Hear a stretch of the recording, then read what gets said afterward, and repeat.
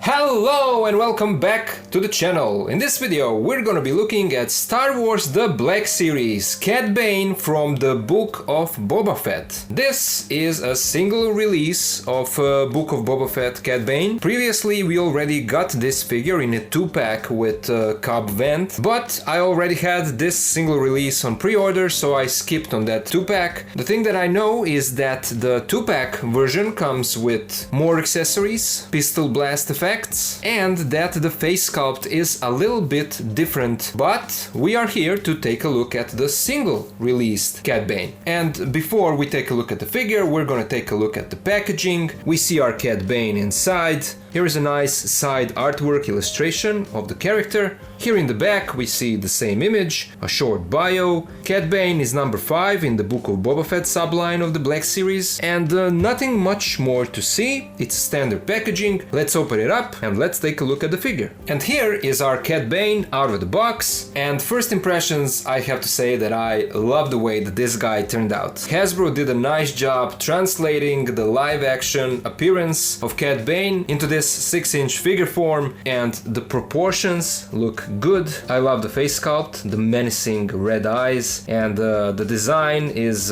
exactly what we saw in the show, with these blue gauntlets, smaller hat than he usually had in the animated shows, and for the most part it is Cad Bane as we know him, but there are some small tweaks and differences that they made for his live action appearance. But now we can take a closer look at the figure. They did a great job on the face sculpt. He has the serious expression, red eyes, and we can see his teeth. And the sculpt of the hat is also good. There is no weathering on it, but there are some small technical details to show us that this is not a usual hat, but a more technical Star Warsy hat. And we can get it out of the way just to reveal the whole head sculpt, and we can have a 360 look at it. Not much to see in the back. There is this silver plate at the top of his head, nicely sculpted and painted wrinkles on the forehead. Man, I love the way that they did the eyes. They look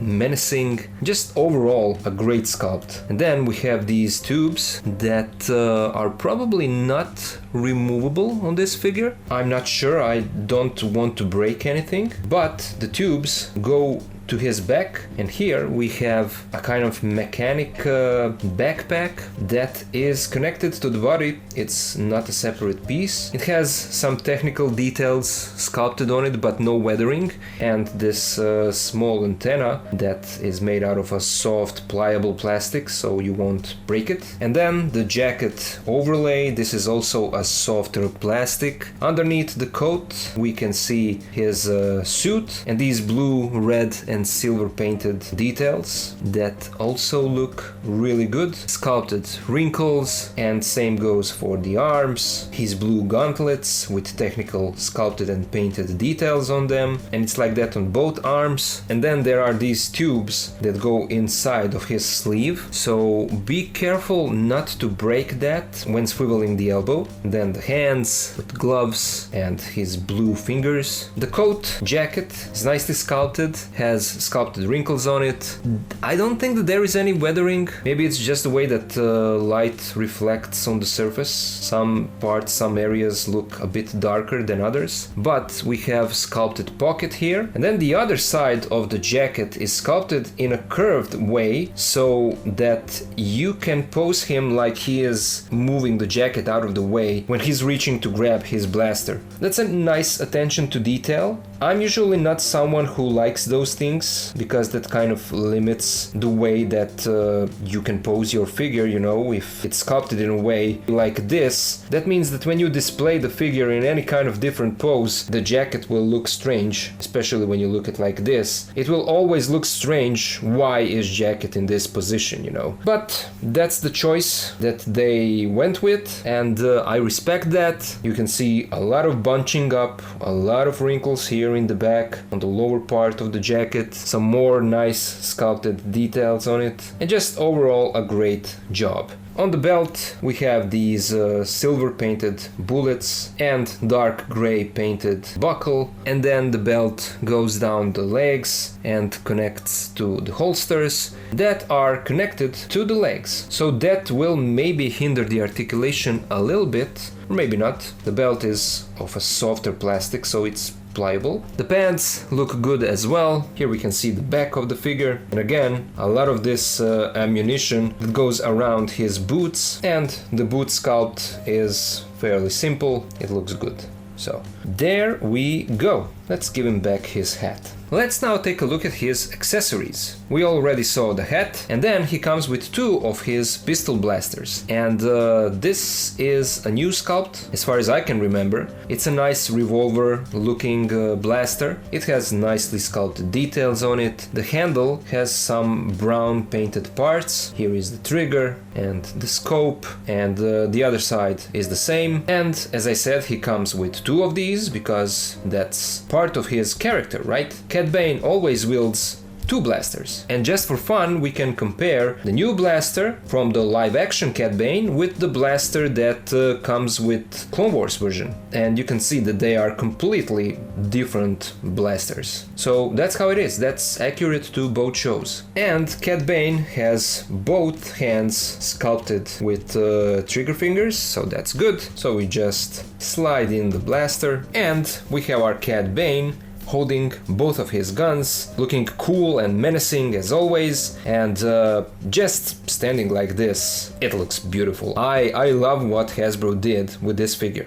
Looks amazing. Now let's take a look at his articulation. The head is on a ball joint that gives us a nice range of movement. He can look down this much, up this much, he can tilt side to side, and the head can rotate left to right, but of course not 360 because you have to be careful with these tubes. He has a nice butterfly joint, as you can see it underneath the jacket. That gives us some nice range of movement. He can pull his arms across the chest just a little bit. Arms go out this much, they rotate all the way. Single bend in the elbow gives us this much, and the elbow swivels. I'm not sure if the gauntlets swivel as well. I feel like there is a little bit of wobbling, but I'm not sure if they are stuck or what, but I don't want to break it. So that's not a big deal. I mean, we have a swivel in the elbow, so that's good enough. Wrists swivel as well, and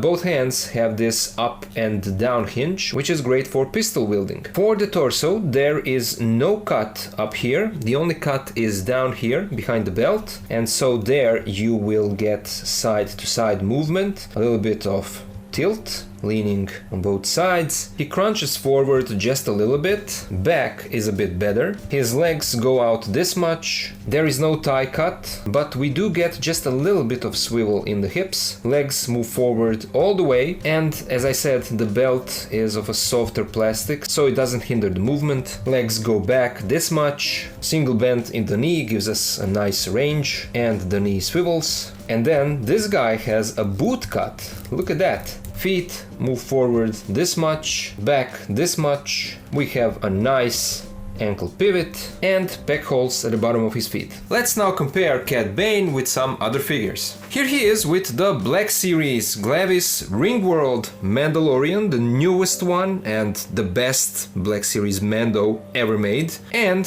the Black Series Clone Wars version of Cad Bane. And this is also a great figure, and you can see standing like this side by side how different the two designs are. The idea is still there for the live action, but they kind of simplified his overall look in comparison to how he originally looked in the Clone Wars. The face to me looks better. I don't know why. I love the Clone Wars, but I don't know, something about this design suits me much more than this one. But still, both of these are phenomenal figures. And you can also see that the live action version is a bit taller than the Clone Wars one. Here he is with the Black Series Cobb Vanth. This is the single deluxe release with Boba Fett's armor, and the Black Series Pike Soldier. Here he is with the Black Series Fennec Shand, Diamond and the Black Series Chrysanthemum. Here he is with the Black Series Book of Boba Fett,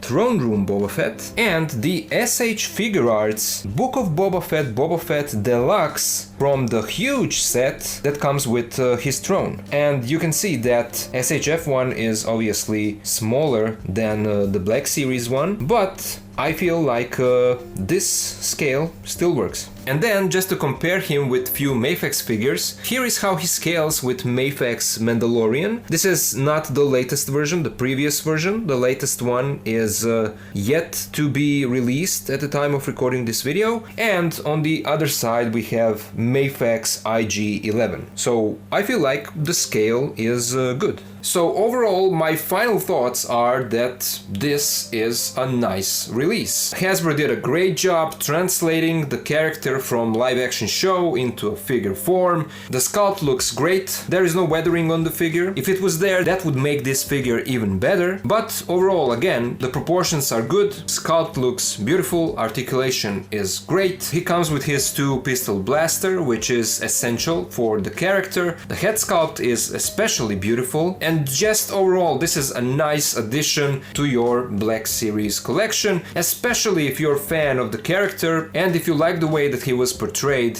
in the live-action series. But that's all I wanted to say for this video. Now, I would really love to hear you guys. What do you think about this release? Do you have this one, or do you prefer the 2-pack version? And I mean the figure, not the accessories, you know. Obviously, the deluxe 2-pack version comes with more accessories. But in terms of just the figure by itself, which one do you prefer? Let me know all of that down in the comments. Special thank you goes out to my supporters on Patreon. Thank you guys so much for helping me to continue to make these videos for my channel. And of course, to all of you guys out there, thank you all for watching my content. Thank you for being here with me. As always, stay tuned for a posing video for this guy that will be on the channel soon, and I'll see ya in the next video.